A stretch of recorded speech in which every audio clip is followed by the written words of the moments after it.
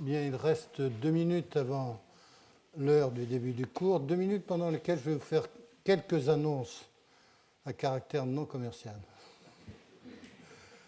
Première annonce, c'est qu'il y aura 3 cours qui suivent ce cours-là, le 5, le 12 et le 19 janvier, où nous regarderons cancer 5 janvier, thérapie génique le 12 janvier, et le dernier cours sera sur la maladie d'Alzheimer, je dirais en duo avec Étienne-Émile Beaulieu, qui était professeur dans ce collège, voilà, et qui partage avec moi une passion, et c'est la recherche sur de nouvelles thérapies pour essayer de trouver quelque chose sur la maladie d'Alzheimer.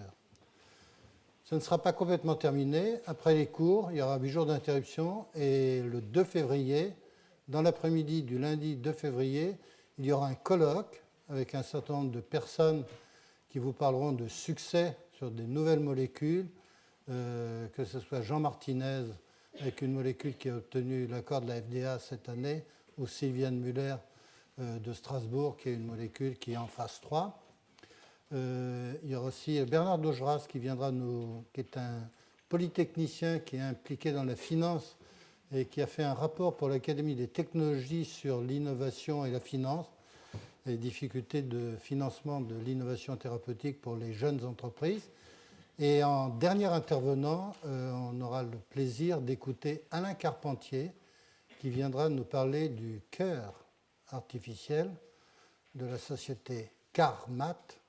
Pour ceux qui ne le savent pas, Car, c'est comme Carpentier, et Mat, c'est comme Matra. Il ne nous parlera peut-être pas dans les détails, mais ça a été une rencontre extraordinaire il y a plus de 15 ans entre un chirurgien passionné de chirurgie cardiaque et de cœur artificiel et un grand capitaine d'industrie qui était Jean-Luc Lagardère. Voilà comment a été créée la société qui a développé le cœur artificiel, cœur qui a été implanté pour la 2e fois depuis le mois d'août sur un patient et donc qui se porte bien actuellement et pour lequel on aura probablement des détails. Vous aurez l'occasion de poser des questions à Alain Carpentier sur cette extraordinaire aventure de cœur artificiel. Ce n'est pas tout à fait du médicament, mais c'est une très belle histoire. Je voulais qu'on termine ce colloque sur cette aventure extraordinaire. Voilà. Bien, il est 16h01. Monsieur Bricaire, François Bricaire, va me rejoindre à la fin de mon exposé. Il vient de la Pitay-Salpêtrière, c'est un chef de service, et comme tous les chefs de service des CHU parisiens, il a une charge de travail qui lui permet d'arriver juste à temps pour son exposé. Voilà.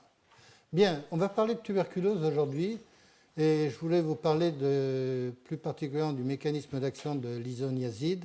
Mais avant de ça, je voudrais tout de même vous faire un petit rappel sur l'histoire de la tuberculose. Ça me donnera aussi l'occasion de parler d'hygiène pastorienne. Vous m'avez entendu souvent parler d'hygiène pastorienne. Là, je vais encore faire une piqûre de rappel. Voilà. Alors la phtisie, comme on disait dans les vieux livres, c'est connu depuis longtemps. Hippocrate avait parfaitement identifié la tuberculose, la phtisie, comme l'on disait, et le caractère infectieux de cette maladie a été documenté à partir du XVIe et XVIIIe siècle. Ce qui est très intéressant, ce que l'on se souvient plus tellement, c'est pourquoi les sanatoriums. Alors c'est connu des générations précédentes, la nôtre, traitement des tuberculoses en sanatorium.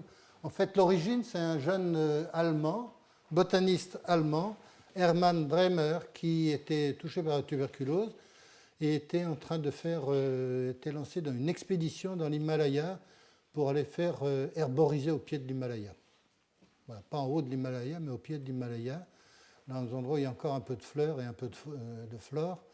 Et il est revenu en Allemagne et sa tuberculose était quasiment guérie. Donc, la vie au grand air, l'altitude, tout était là. Il fait une thèse de médecine et il milite pour les séjours en haute montagne. Et à partir du 19e siècle, on a l'épopée des sanatoriums. Voilà une photo de sanatorium dont je ne sais plus s'il est en France ou en Allemagne, peu importe. Et ça a été la grande époque des sanatoriums où, pour essayer de guérir les gens de la tuberculose, les seules armes, c'était effectivement d'aller en altitude, prendre du grand air, sortir des miasmes des villes de l'époque. L'ère des villes à l'époque 19e, 20e, même si on se plaint actuellement de la pollution, je peux vous assurer que ceux qui se souviennent de ce qu'était le smog britannique avec le charbon non désulfuré, il suffit maintenant d'aller à Pékin pour se souvenir de ce que ça pouvait être à l'époque. Ce n'était pas tout à fait l'air pur des montagnes. Donc voilà la grande épopée des sénatoriums, la tuberculose. Alors la tuberculose, voilà à quoi ressemble le bacille de la tuberculose, identifié par Robert Koch. En jargon de tuberculose, on dit le BK, le bacille de Koch. Voilà le BK, c'est les bâtonnets, voilà, qui sont extrêmement résistants. C'est une mycobactérie, myco comme champignon, bactérie. Donc c'est une bactérie qui a des caractères un peu de champignon et qui a une résistance extraordinaire qui peut survivre desséchée sur un trottoir pendant de très nombreux mois. Et ce qui expliquera peut-être quelques règles d'hygiène dont je vais vous parler après. La transmission de l'homme, du bétail à l'homme, a été documentée par un médecin militaire formé à Strasbourg, Jean-Antoine Villemain, et on a compris qu'effectivement, la cohabitation dans les fermes à l'ancienne entre l'étable, l'écurie, la salle à manger, la chambre à coucher, le tout étant séparé par une cloison très fine, posait problème. Voilà. Donc, tuberculose, maladie touchant à la fois, voilà, magnifique œuvre d'art moderne. Voilà le génome de Mycobacterium tuberculosis. C'est 4 400 000 paires de bases. On sait tout du génome du bacille de Koch. Un peu moins de 4 000 gènes exprimés. Et l'autre information, qui n'est pas une information génétique, mais une information bactériologique, c'est que le BK se divise lentement, 20 heures, au lieu de 20 minutes, par exemple, pour Escherichia coli. Donc, par rapport à une bactérie, c'est un mycobacterium lent. Voilà, et qui survit de longues semaines à l'état desséché. L'inhalation de quelques BK suffit à être infecté. C'est une infection par voie aérienne. Voilà. Alors, on va revenir en arrière. Certains se souviennent encore de ce genre d'affiches dans les cages d'escalier d'immeubles parisiens ou dans les livres scolaires, défense de cracher. Ne crachez pas dans les endroits publics. Si vous posez la question maintenant à de jeunes étudiants en médecine, la plupart ont oublié parce qu'on ne fait plus de cours d'hygiène. Il faut retrouver dans les vieux livres. Alors tout simplement, c'est que quand vous crachez par terre et que vous êtes tuberculeux, vous allez avoir un crachat qui contient du BK. Ce BK va dessécher et en lévitation avec les courants d'air dans les couloirs du métro, vous avez à ce moment-là une respiration. Même si vous faites du jogging sur un trottoir parisien, si quelqu'un qui a été tuberculeux a craché un peu avant vous, vous avez de bonnes chances pour pouvoir récupérer en faisant votre jogging ou simplement en se promenant dans un lieu public du BK. C'est comme ça que se fait la transmission de la tuberculose.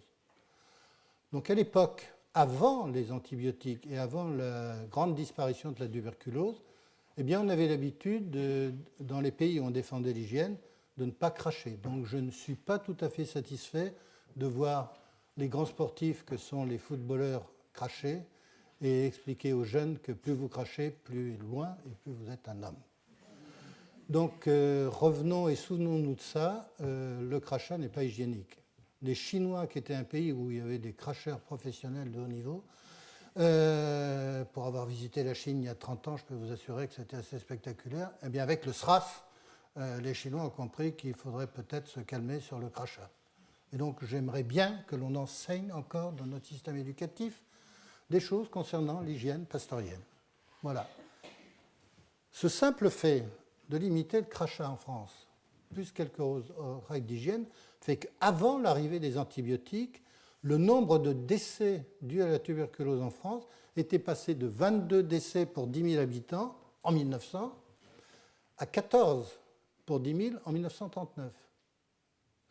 Et 1939, il n'y a pas d'antibiotiques, il n'y a pas le rimifon, l'isoniazide. Donc maintenant, on est descendu à 0,15 décès pour 10 000 par an en France, à peu près les chiffres. Il y a une recrudescence de la tuberculose, en particulier de la tuberculose multirésistante. On va en parler un petit peu. Voilà. Donc il n'était pas inutile de rappeler les règles d'hygiène pasteurienne au début du XXIe siècle. On est en oubli. Ça s'enseignait à l'école primaire dans toutes les bonnes écoles de la République en 1950-1960. On enseigne d'autres choses maintenant, mais à l'époque, on enseignait ça. Le BCG, on a tous entendu parler du BCG avant l'arrivée des antibiotiques. C'est Calmette et Guérin. Voilà, Camille-Guérin, il y a des rues Camille-Guérin, des rues Calmette. C'est des pasteuriens travaillant à Lille. Ils ont commencé à travailler à Lille et ça a duré très longtemps leurs travaux. Ensuite, ça s'est terminé à Paris. Et c'est la mise au point d'un vaccin. On est dans l'époque où, comme on n'a pas d'antibiotiques, on cherche à aborder le traitement de la maladie par l'intermédiaire d'une vaccination.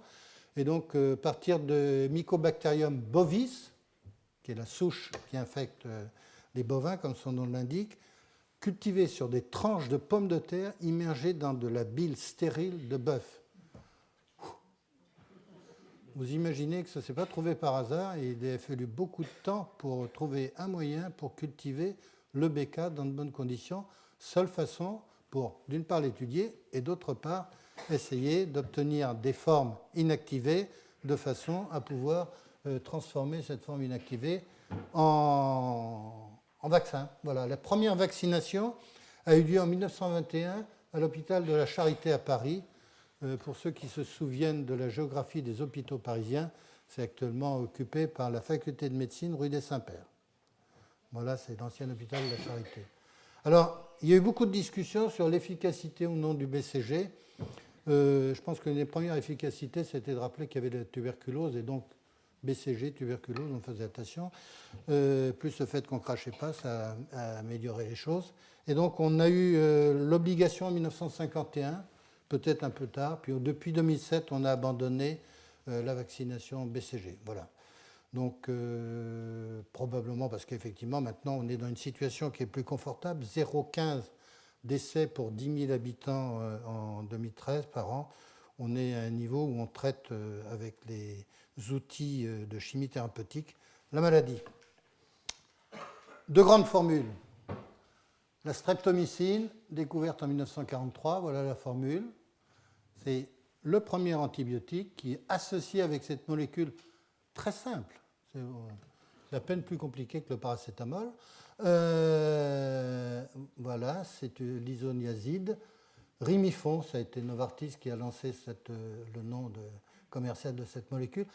L'association de ces deux molécules, c'est la première bithérapie réellement efficace vis-à-vis d'un agent infectieux. On est en 1950, et là, avec ces deux armes, streptomycine et rimifon, eh bien, on va vider les sanatoriums en l'espace de 10-15 ans. Donc, tous les sanatoriums alpins, de l'entrée de la vallée de Chamonix, pour ceux qui se souviennent du plateau d'Assy, eh bien, vont se vider peu à peu. Il n'y a pas simplement la streptomycine, ça a été le début, on va voir d'autres molécules. Mais c'était une bithérapie.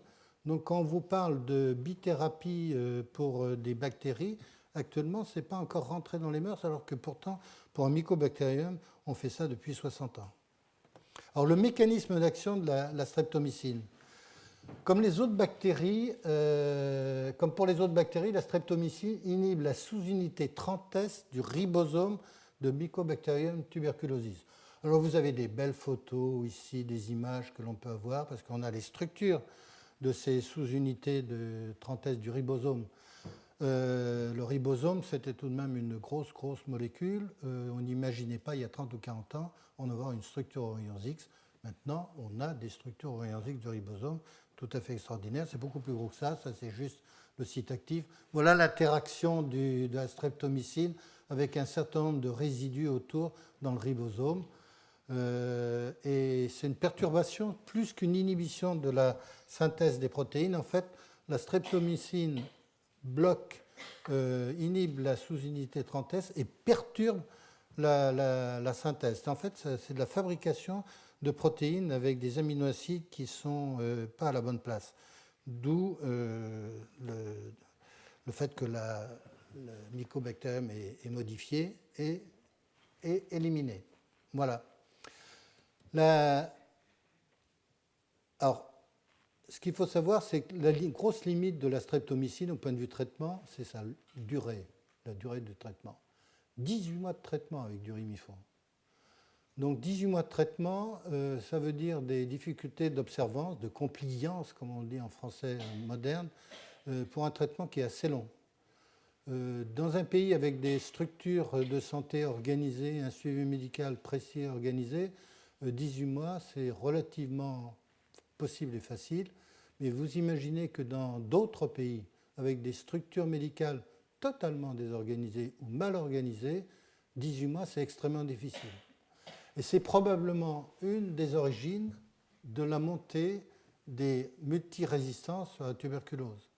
Si vous avez un patient qui, au bout de 3 mois, 4 mois ou 6 mois, arrête son traitement, alors que son mycobacterium a vu de la streptomycine et les souches de mycobacterium n'ont pas été anéanties, définitivement, ça veut dire qu'il va relarguer dans la nature des souches qui auront vu cet antibiotique. Et la meilleure façon de préparer la résistance chez les bactéries ou le mycobacterium, c'est effectivement d'exposer ces bactéries ou ces mycobacteriums à des quantités en dessous de la quantité pharmacologique, de la dose active, et donc à ce moment-là, on prépare les mutations. L'autre point, c'est 18 mois de traitement, c'est long, et ça a un coût, ça a un suivi médical, au-delà du coût des médicaments, et donc l'idéal, et on va rêver, c'est avoir un traitement pour la tuberculose en moins de 3 mois. On n'y est pas encore, on a amélioré les choses, mais on n'y est pas encore. Mais l'idéal, ça serait 3 mois, 2 mois, 1 mois. Difficile. Le mycobacterium est résistant, et ce n'est pas une bactérie qui s'élimine, un mycobacterium qui s'élimine en 3 jours ou 8 jours. Mais l'idéal, ce serait effectivement d'avoir des traitements extrêmement courts parce que le problème du suivi médical serait inférieur. Alors, les souches de mycobacterium résistantes à la streptomycine, c'est des mutations au bout sur cette boucle-là. Vous voyez, en particulier, vous avez une guanine qui peut se muter vers une cytosine, voilà, sur la partie 530, la zone 530, quand vous comptez les bases, voilà, vous arrivez à 530. Donc c'est un passage guanine-cytosine, c'est la résistance, la mutation principale qui conduit à une résistance. Une simple mutation de guanine en cytosine fait qu'il y a une perte d'activité très nette de la streptomycine. Voilà, donc ça c'est difficulté. Il faut tous les 30 ans ou 40 ans changer de molécule pour avoir de nouvelles molécules. Voilà. Alors, les rifamycines, belle famille d'antibiotiques pour lutter contre la tuberculose. Cette famille a été trouvée à partir d'une souche d'Amycolaptosis mediterranei, près de Saint-Raphaël, en 1957. Voilà, et c'est trouvé par des gens du laboratoire Le Petit à Milan, société qui a été rachetée ensuite par Sanofi dans la collection de toutes les start-up des années 50-60 rachetées par Sanofi. Oui, j'insiste à nouveau, mais on parle de start-up actuellement, mais il y a toujours eu des start-up. C'est juste parce que ça fait moderne et chic.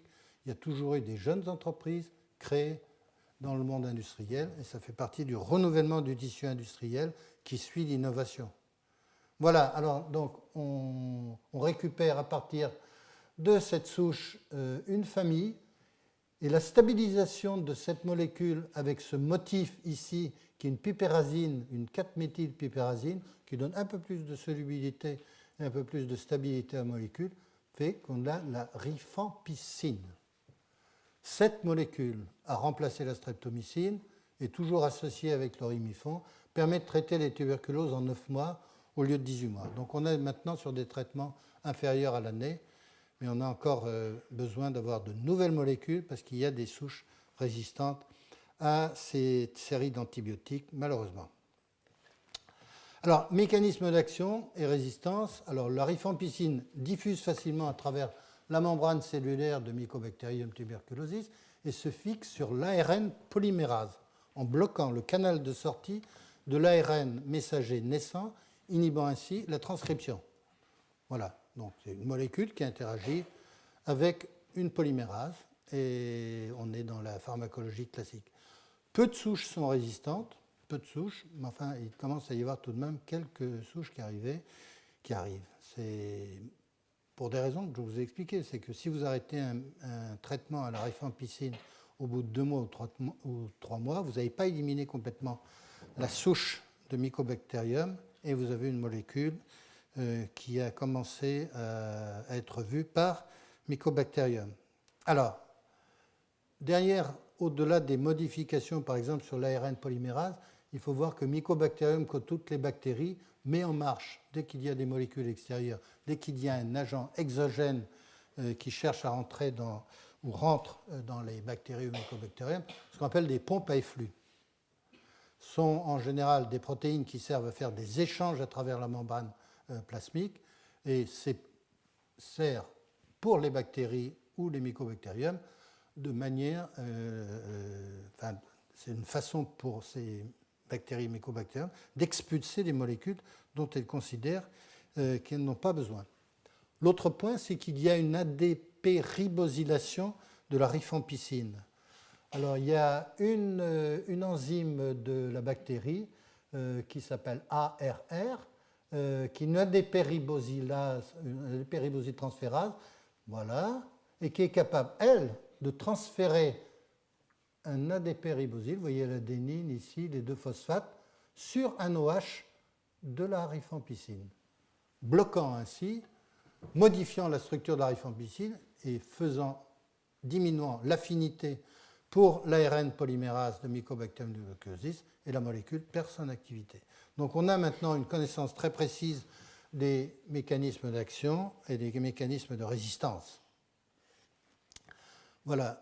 L'isoniazide, c'est une molécule extrêmement simple, aucun centre de chiralité, c'est une molécule qui est très peu coûteuse au point de vue synthèse et qui a une remarquable activité, qui a eu une remarquable activité sur Mycobacterium tuberculosis. C'était lancé par Roche, je vous ai dit tout à l'heure Novartis, c'est une erreur, c'est Roche, 1952, et actuellement ça fait partie toujours de l'arsenal des bithérapies. Pour l'anecdote clinique, les premiers essais en clinique humaine ont été faits dans des tribus Navarro qui avaient de la tuberculose mais qui n'avaient pas encore été exposés à la streptomycine pour faire la démonstration de l'activité de l'isoniazide, de ce qui va s'appeler le rimifon, sur des populations qui n'avaient pas été traitées à la streptomycine. Donc pour être sûr qu'il y avait une activité intrinsèque forte de l'isoniazide. Voilà, donc ça, dès 1952-1955, on a cette molécule qui arrive en traitement de la tuberculose. Alors, c'est une petite molécule qui pénètre facilement dans le Mycobacterium et qui est activée par une enzyme. C'est un mécanisme d'action de l'isoniazide, bien que ce soit une molécule qui a été mise sur le marché en 1952, 53, 55. Le mécanisme d'action, je vais vous faire voir, a été encore discuté ces dernières années. Donc 1952 plus 60 ans, 2012, vous allez voir des publications qui datent des années 2012. Pendant 60 ans, on a utilisé le rimifon sans avoir une idée absolument complète du mécanisme d'action. Les choses changent. Si vous faites un dépôt de molécules au niveau de la FDA ou de l'Agence européenne du médicament, on vous pose 3 questions. Quel est le mécanisme d'action? Quelle est l'activité pharmacologique? Quelle est la toxicologie? Il y a 40-50 ans, on posait des questions dans un ordre différent. Quelle est l'activité pharmacologique en 1? Quelle est la toxicologie? Et si vous avez des informations sur le mécanisme d'action, nous serions heureux de les avoir. Mais si vous n'aviez pas d'informations sur le mécanisme d'action, mais si la pharmacologie était correcte et si la toxicologie était faible, le médicament rentrait sur le marché. Donc vous voyez, si on avait attendu le mécanisme d'action pour le paracétamol, on aurait attendu à peu près une centaine d'années pratiquement, et pour le rimifon, on aurait attendu 60 ans. Et on serait privé pendant 60 ans de la molécule. Donc je crois qu'il faut revenir au bon sens de la pharmacologie. C'est quand on propose un médicament, un candidat médicament, la première question c'est est-ce que cette molécule a une activité pharmacologique importante? Et quelle est sa toxicité? Et si vous avez un intervalle de sécurité pour cette molécule qui est important, après, vous pourrez toujours demander à dizaines de chercheurs étudiant pendant des dizaines d'années le mécanisme d'action. Si vous avez tout en même temps, c'est parfait. Mais il n'est pas nécessaire d'avoir tout en même temps. Et l'important, c'est d'avoir d'abord des molécules. Alors, l'INHA, en jargon pharmacologique, on appelle ça parce que c'est l'isonicotinique acide hydrosine. Donc, dans toutes les publications anglaises, comme on écrit maintenant en anglais, c'est l'INHA, et c'est une oxydation. Alors, on a une activation par oxydation de l'isoniazide par une catalase peroxydase bactérienne nommée 4G. Quel est le rôle de cette bactérie dans Mycobacterium tuberculosis? De cet enzyme, pardon, dans Mycobacterium tuberculosis. Eh bien, dans tous les systèmes vivants qui vivent avec de l'oxygène autour, eh bien, on a besoin de contrôler toutes les espèces réduites de l'oxygène moléculaire. Des superoxydes dismutases pour se débarrasser de l'anion superoxyde, qui provient de la réduction à un électron de l'oxygène moléculaire. Puis après 2 électrons, vous avez des peroxydes. Et là, on a des catalases, des peroxydases, qui se débrouillent pour dismuter ces peroxydes et s'en débarrasser. Eh bien, isoniazide est oxydé par 4G. Alors, c'est une enzyme de 80 000 Dalton qui contient 2 M, comme la plupart des catalases et des peroxydases, et qui a cette structure. Voilà. Alors, c'est un dimère de 2 sous-unités, et dans chaque sous-unité, il y a un centre de symétrie ici. Eh bien, vous avez une porphyrine de fer avec une histidine en ligand axial, comme dans toute peroxydase. Et voilà, ici le fer avec une autre histidine en ligand axial. Et ce sont l'activation de ces sites hémiques par l'oxygène des électrons qui vont créer une espèce métalloxo, comme dans le cytochrome P450, qui vont être ensuite capables d'oxyder un certain nombre de substrats, dont l'isoniazide, qui vient ici se coller dans la poche de l'enzyme, ici ou là, et être oxydé. Être oxydé pour donner quoi? On va le voir. Alors voilà une photographie du site. Le isoniazide vient juste au-dessus. Alors en fait, c'est une structure au rayons X, hein. Ce n'est pas simplement une photographie, un petit schéma. L'isoniazide est juste au-dessus du fer de la protoporphyrine et entouré par un certain nombre de résidus de la protéine qui sont plus ou moins impliqués de près ou de loin dans l'interaction entre l'isoniazide et le site actif de l'enzyme. Alors, la question c'est quels sont les produits d'oxydation et comment ils se comportent ensuite, ces produits d'oxydation. Alors, l'oxydation de l'isoniazide par 4G conduit à un intermédiaire qui va réagir avec NAD+. Résidu nicotinique. NADH, NAD+, on est dans les réducteurs, les molécules capables de transférer des électrons dans une cellule. Alors il y a un adduit, produit d'addition qui va se former entre NAD et l'isoniazide, qui va ensuite inhiber, c'est compliqué le mécanisme d'action de l'isoniazide, une autre enzyme qui est l'INHA, qui est énoyl ACP réductase, qui est impliquée dans la synthèse des acides gras, précurseurs des acides mycoliques, constituant essentiel des parois de Mycobacterium tuberculosis. Une première oxydation, réaction avec NAD+, formation d'un adduit qui va servir d'inhibiteur à une enzyme qui est impliquée dans la synthèse des acides gras. Alors ça, c'est des exemples. Vous avez la version 6 ou la version trans. C'est juste ici au niveau de ce cyclopropane, différence de stéréochimie.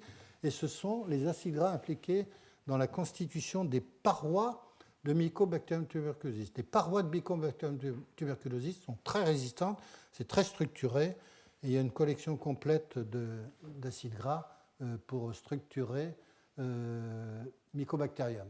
Alors, pour comprendre en fait quels étaient les adduits formés et la structure de ces adduits, vous avez 2 possibilités. Soit vous travaillez directement sur Mycobacterium tuberculosis, ce qui est tout de même demande si c'est une souche qui est considérée comme un peu pathogène. Donc vous ne pouvez pas faire ça sur un coin de paillasse. Donc il faut travailler dans un laboratoire P2+ ou P3. Et l'autre approche, et quand vous faites ça, vous travaillez sur un ensemble qui est tous les constituants, que sont formés par tous les constituants de Mycobacterium. Il faut aller trier là-dedans pour trouver en quantité très très faible le produit d'addition de d'urimifont, d'isoniazide avec NAD+. Donc ça, c'est compliqué. Et donc, une approche de chimiste, approche dite biomimétique, c'est de dire, mimons l'activité de l'enzyme avec un produit chimique qui est un pyrophosphate de manganèse 3, un oxydant, et regardons quelles sont les structures de ces produits d'addition. Et après, nous irons les chercher au niveau de Mycobacterium. Donc c'est une démarche qui avait été faite dans le cas des dérivés de l'artémisinine pour comprendre les produits d'addition de l'artémisinine avec les l'EM, et c'est la même démarche qui a été suivie ici. Alors, on prend ce produit, oxydation en présence de NADH, et on va s'apercevoir qu'on a des produits d'addition ici. Et la question était de savoir est-ce que c'est ce radical, effectivement, après coupure de la liaison carbone-azote et le motif hydrazine qui est éliminé, est-ce que c'est ce radical qui est responsable de l'addition sur NADH, NAD+, ou pas, et quelles sont les structures? Voilà. Alors, oui, on a identifié les structures, et puis à chaque fois, on a mis des chiffres qui correspondent à l'identification par une technique qui s'appelle résonance magnétique nucléaire des produits. C'est des produits d'addition qui ne sont pas tout à fait simples et évidents. Vous voyez que le résidu de l'isoniazide, c'est celui-là, et vous avez l'addition sur NAD+, qui est là, on retrouve l'adénine de NAD+, et donc sur cette partie-là, on a une formation d'une liaison carbone-carbone, et vous pouvez avoir une refermeture ici, on a une structure hémiamidale tout à fait amusante au point de vue chimique. Et vous voyez que c'est compliqué, et on arrive à identifier parfaitement ces aduits, les caractériser et comprendre quelles sont les structures. Alors on a une série d'aduits, pas un, mais plusieurs, parce que l'addition radicalaire ne donne pas juste une molécule, donne une série de molécules, et à partir de cette série de molécules, selon la stéréochimie des produits d'addition, vous avez des carbones asymétriques ici, vous voyez qu'on peut avoir dans différentes stéréochimies, les 4S, 4R, 4S, ou alors qu'on a deux centres de chiralité, 4S, 7R ou 4R et 7S. Et ensuite, on peut faire des expériences de docking entre ces produits d'addition, dont on connaît la structure maintenant, et l'INHA qui a été cristallisé. Et on regarde par l'intermédiaire de programmes de docking, c'est-à-dire on fait approcher une petite molécule de l'enzyme et on regarde quel va être le site d'affinité, de plus forte affinité. Et donc on a comme ça déterminé par exemple que ce produit d'addition 4S est celui qui a le plus d'affinité pour l'enzyme INHA. Voilà, donc c'est comme ça que l'on sait que ce produit d'addition est l'inhibiteur principal majoritaire. Voilà. Voilà des résultats de calcul de docking. Vous avez ici, pour l'autre dérivé cyclique numéro 6, vous avez les différentes interactions, vous regardez, vous minimisez, et ça vous permet de donner des différences d'énergie et de bien comprendre l'interaction de ces produits d'addition avec l'enzyme. Voilà, ça vous donne des affinités calculées in vitro, in silico, pardon, et donc voilà. Donc, ça a été des publications assez récentes. On peut considérer maintenant, avec l'activité d'autres équipes sur le sujet, que le mécanisme d'action de l'isoniazide est clairement élucidé 60 ans après l'arrivée de l'isoniazide sur le marché. Voilà. Alors, la tuberculose dans le monde, je voudrais revenir sur la tuberculose. Je pense que M. Bricker parlera probablement l'image équivalente de ce qu'est la tuberculose dans le monde. M. Bricker est un clinicien qui vous parlera des cas cliniques de tuberculose multirésistante et de la façon dont on traite actuellement. Alors, 2 milliards de personnes touchées par la tuberculose dans le monde. Sur 7 milliards, ça fait encore beaucoup de personnes. 1,2 million, 1,3 million de décès chaque année dû à la tuberculose. Alors, vous avez une cartographie de la tuberculose avec des couleurs qui varient. C'est le nombre de cas de tuberculose pour 100 000 habitants. Là, on est à 300 pour 100 000. Vous voyez que les couleurs foncées, on a l'Afrique et tout ça. L'Europe, les États-Unis, le Mexique, le Canada, toute une partie de l'Amérique du Sud maintenant échappe aux cas de tuberculose importantes. Donc on a tout de même cette tuberculose en Russie et dans les pays. La Chine essaye de se limiter les cas de tuberculose parce qu'on sent que le système de santé en Chine ne s'est pas effondré de la même façon qu'il s'est effondré en Russie, par exemple, et dans les pays de l'ex-Union soviétique, où on a des cas de tuberculose multirésistante assez importants. Donc voilà la situation. C'est le problème de la multirésistance de la tuberculose. Alors, résistance à l'isoniazide, résistance à la rifampicine. Et donc, ça veut dire des durées de traitement plus longues et parfois des cas où on n'arrive pas à se débarrasser complètement de la tuberculose. Alors, sur les 8 millions de cas de tuberculose déclarés en 2010, selon les chiffres de l'OMS, plus de 650 000 sont des cas de tuberculose multirésistante. Donc 7%, plus de 7% des cas sont des cas de tuberculose résistante. Donc voilà le problème essentiel que l'on a actuellement.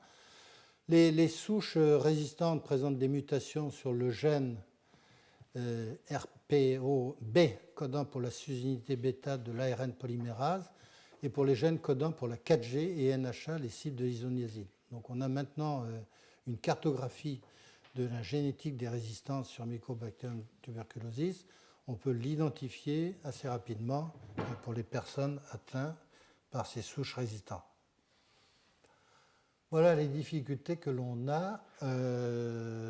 Alors, les raisons pour lesquelles on a ces résistances, c'est la faible observance chez de nombreux patients dans de nombreux pays. Il faut voir que les structures de santé au XXIe siècle, dans de nombreux pays, sont en moins bon état qu'elles n'étaient il y a 30 ans ou 40 ans.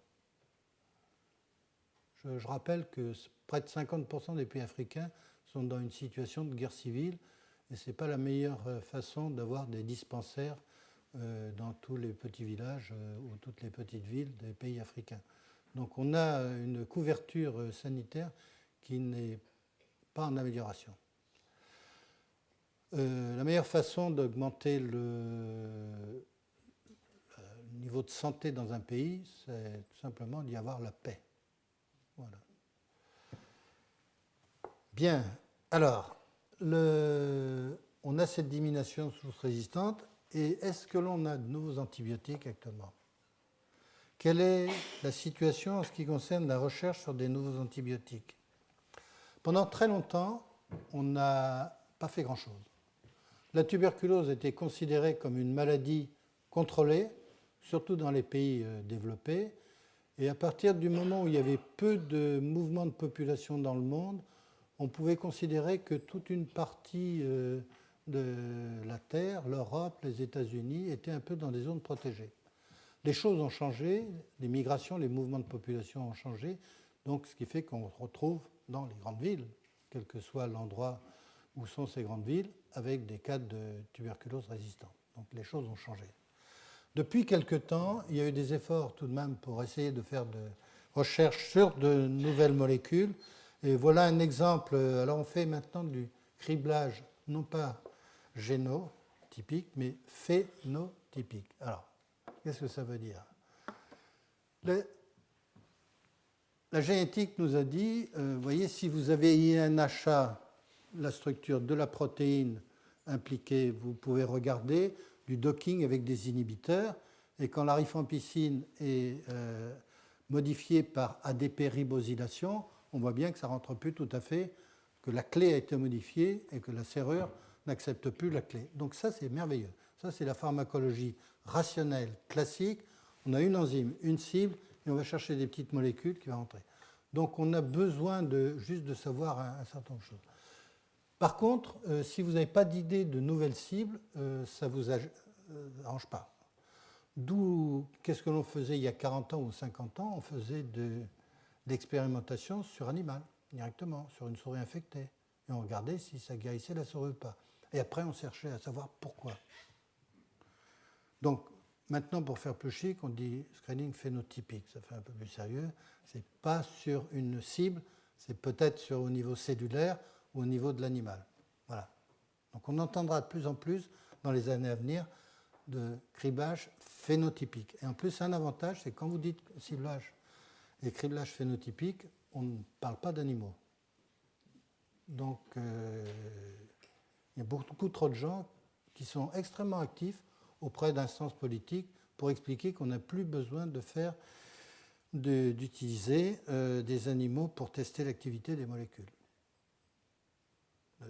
Je rappelais dans ma leçon inaugurale que depuis le procès de Nuremberg, on a considéré qu'il était plus important de faire d'abord les essais chez l'animal pour ensuite aller chez l'homme. La période de l'histoire de l'Europe où on s'est dispensé des expériences chez l'animal, on n'en a pas un très bon souvenir. Voilà. Je ne comprends pas pourquoi le procès de Nuremberg a disparu de la mémoire de l'Europe quand on discute expérimentation chez l'animal. Voilà. Je redis ça de manière précise. Donc, criblage phénotypique. Alors, on peut regarder maintenant, ça c'est une technique intéressante, c'est de prendre un biofilm sur lequel il y a en formation un biofilm avec un mycobacterium. Et donc, vous regardez si, en trempant en quelque sorte ce biofilm en formation dans une solution qui va contenir des molécules actives, si vous avez inhibition de la formation du biofilm. Parce que là, c'est directement l'interaction d'une ou plusieurs molécules avec le mycobacterium, pas simplement avec une cible précise d'une protéine. Donc ça va vous permettre de découvrir de nouvelles cibles.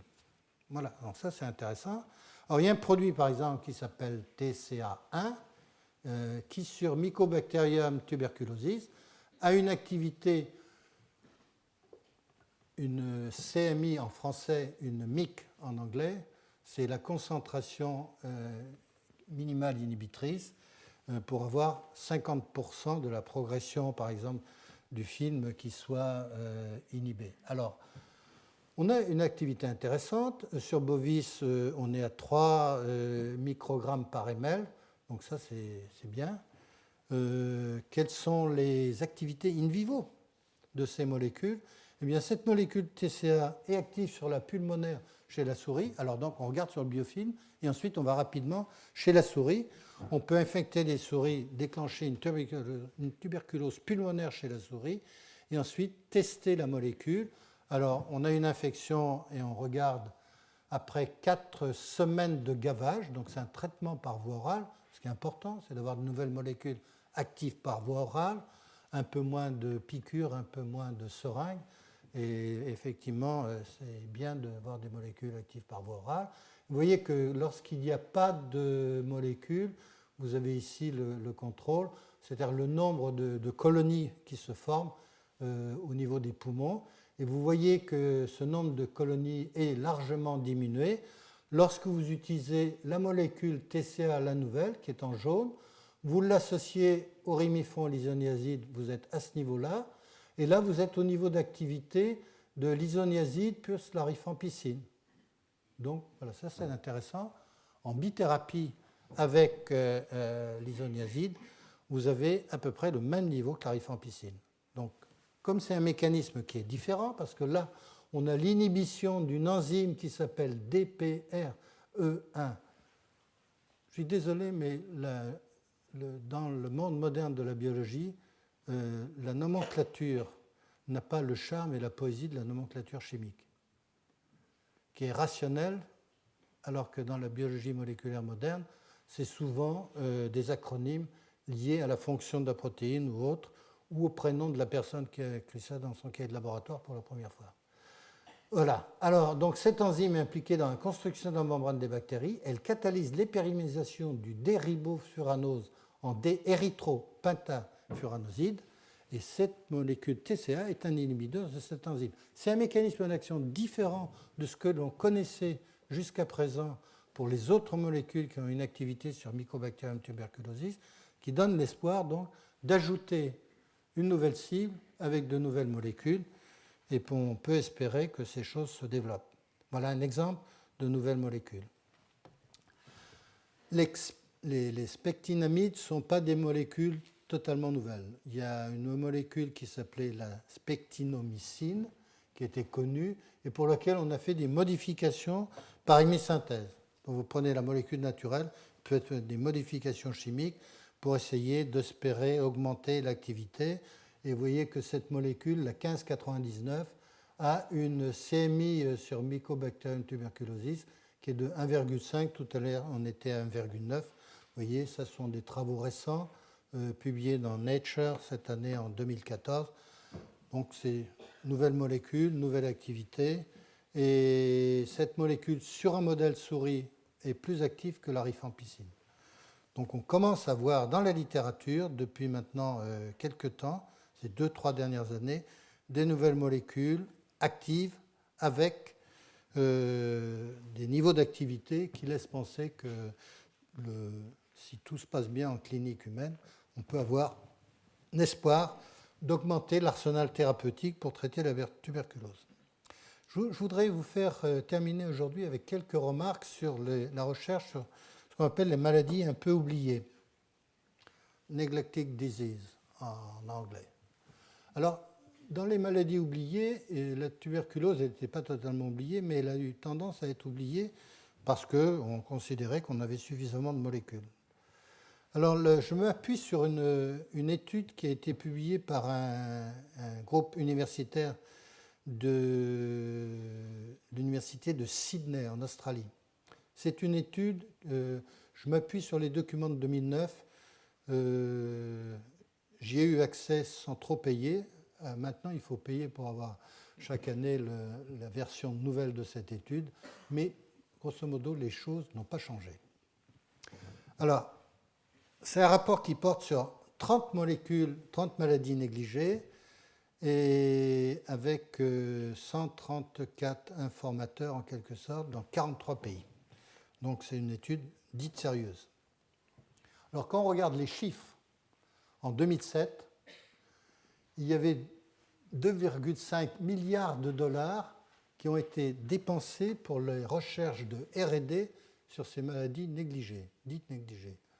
Donc 2,5 milliards de dollars, ce n'est pas une somme négligeable.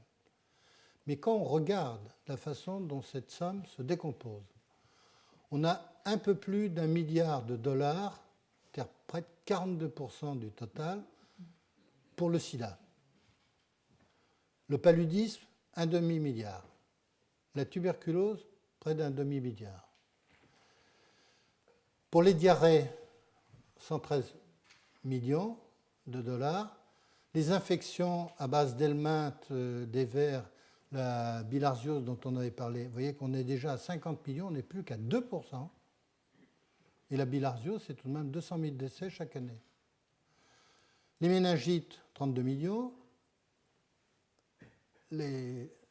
Pour les lépreux, on est tout de même dans le très très négligé. Vous voyez qu'on est avec, quand on additionne les ulcères de Buruli, on est à 0,4%.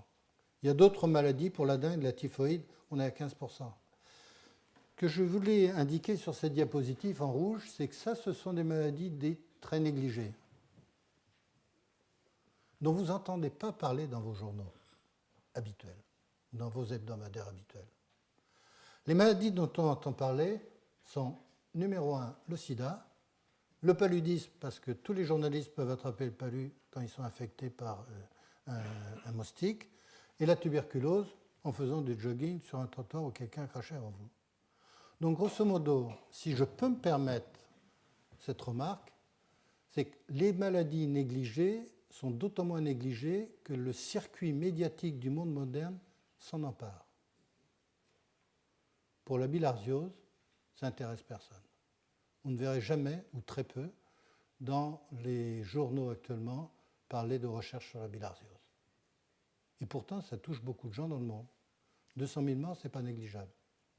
Donc vous voyez, le monde moderne de la recherche de médicaments est un monde qui est sous influence également du monde des médias. Ce que je dis ne plaît pas à tout le monde, mais je voudrais tout de même le dire aujourd'hui. Le sida, ça a été typique. On a eu au début de l'épidémie, fallait-il faire des recherches sur le sida ou pas? Et la sphère médiatique s'est emparée du sida. Et effectivement, il y a eu d'énormes sommes consacrées au sida. Et bien, on a une trentaine de molécules actives des trithérapies. On n'a toujours pas de vaccin, mais on a tout de même largement évolué en 30 ans sur le sida. Et il est évident que s'il n'y avait pas eu la pression médiatique autour du sida, on n'aurait peut-être pas eu autant d'activités de recherche de R&D sur le sida. Quand on regarde l'origine de l'argent sur le sida, vous voyez que le NIH aux États-Unis, c'est 62% des sommes consacrées sur Nouveau Mondial. La fondation Bill Gates, c'est 8%. C'est 90-100 millions de dollars par an. Et l'Agence pour le développement international aux États-Unis, près de 70 milliards. La Grande-Bretagne, 30. La France, 10 à peu près. Ça, c'est les chiffres de 2007. Vous voyez, on est tout de même largement derrière les États-Unis. Le budget total de l'ANRS, qui est l'argent consacré au sida en France, c'est 67 millions. Donc sur la recherche, 10 millions de dollars. Voilà les chiffres impliqués sur chose. Alors sur la tuberculose en 2007, voilà comment se répartissaient les 400 millions de dollars dont je vous ai parlé. Pour la recherche de base, recherche fondamentale, nouvelles cibles, compréhension de mécanismes de drogue, c'était 30%. Nouvelles molécules, 30%. Vaccins, un peu 20%. Vous voyez, c'est relativement équilibré pour la tuberculose. Et c'est un schéma qu'on aimerait bien voir se développer pour d'autres maladies, dites négligées. Bon, en conclusion, et avant que M. Bricker prenne la parole et que vous ayez la parole avant, qu'est-ce que l'on pourrait imaginer pour la tuberculose? On peut rêver, c'est d'avoir de nouvelles molécules, on a quelques-unes dont je vous ai parlé, qui soient extrêmement efficaces, bien plus efficaces que ce que l'on a actuellement. Et on pourrait rêver de bithérapie ou de trithérapie permettant de traiter les tuberculoses multirésistantes en quelques mois. Les problèmes d'observance, de traitement, de compliance, comme on dit, seraient réduits et ça permettrait un meilleur suivi des malades, une meilleure observance, une réduction des souches résistantes qui circulent et une réduction des coûts de traitement. Voilà les rêves que l'on peut avoir ce soir sur le traitement de la tuberculose avant qu'on écoute M. Bricker. Mais avant, vous avez la possibilité de poser un certain nombre de questions. Nous avons 10 minutes. Merci de votre attention.